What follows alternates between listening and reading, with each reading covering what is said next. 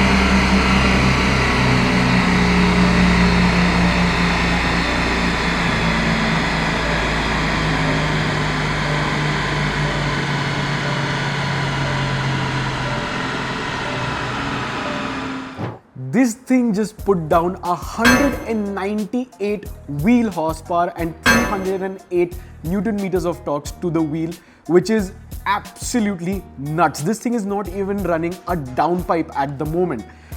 This is an incredible platform and an incredible engine. I mean, my mind says that technically the Volkswagen Virtus should be the superior car, at least in terms of tuning and the engine power and stuff. But I think so Hyundai has just hit it out of the park with this new 1.5 TGDi.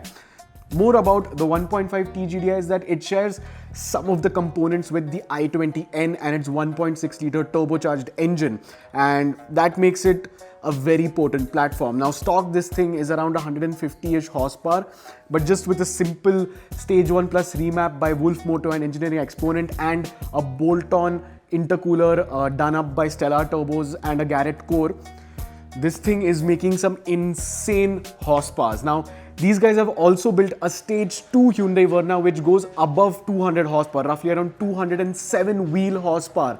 And that is not even on the updated map done by Wolf Moto. So it's going to be interesting to see what happens in this space. But I think so there's one more dyno run. So we'll show that to you. If it makes more power, I'll talk more about that. Naito will get on to the driving. Now, if you're eager to dive into the performance data, pause the video here and take a closer look at the dyno charts. The results are astounding.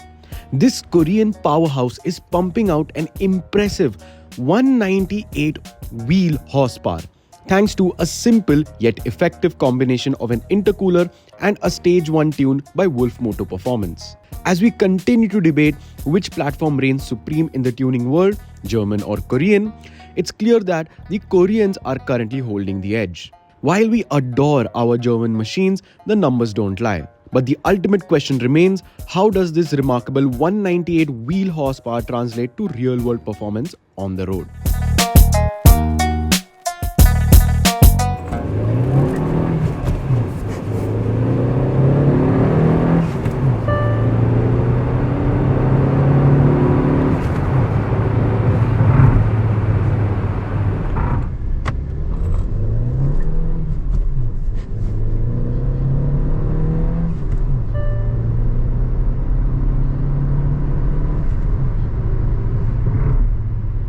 So I'll be honest, this is my first time ever driving the newer style of Hyundai Verna and specifically the 1.5 turbo. If I'm not, no, I've never driven the newer Hyundai Verna. but I've heard a lot of good things about the car, and I know the looks of the car is very controversial. I mean, some people like it, some people absolutely hate it. I think so I lean a little bit on the side that the owner doesn't want to know. But yeah, this is not what we're here for today. Today we want to talk about the performance aspect of it. And I have to be honest, I mean, over 200 horsepower with just a stage 1 plus remap and an intercooler upgrade, that is very impressive. And put your foot down.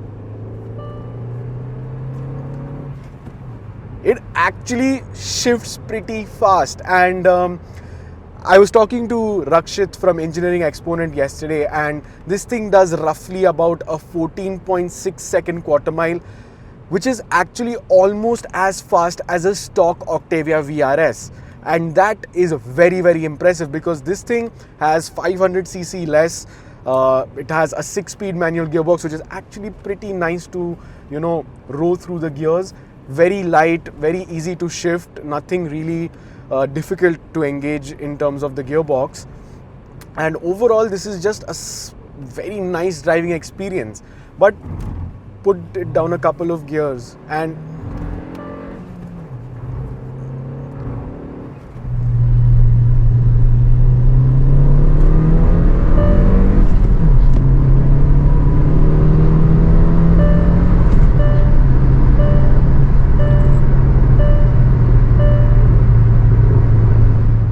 it's actually pretty fast. Now this particular car has no downpipe, no exhaust, so doesn't really make a noise, so you don't get the sensation of speed.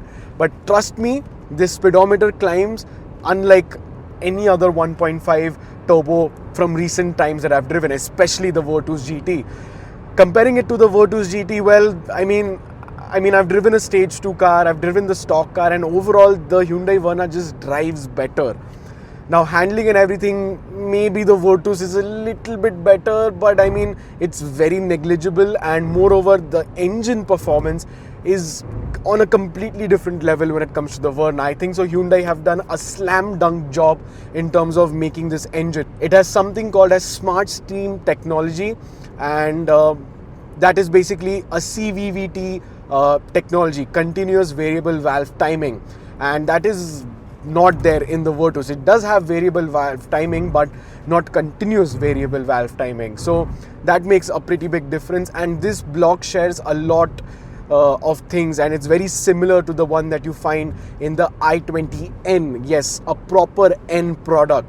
I mean, the turbo is a little bit different, the head of the engine is a little bit different, and I'm sure a couple of more components are different, but overall, according to at least Engineering Exponent, they're pretty similar. That's why this engine is so good at performing the way it does, and that speaks volumes. And I mean, just put it down, let the torque build up, and you're flying. I mean, it's really impressive. And with a red line of around 6,100 RPM, which is a little bit lower than the Virtus GT, you don't need to keep on shifting gears. That's the best part. You can just put it into one gear and drive it like an automatic, at least on the highway, which is very impressive.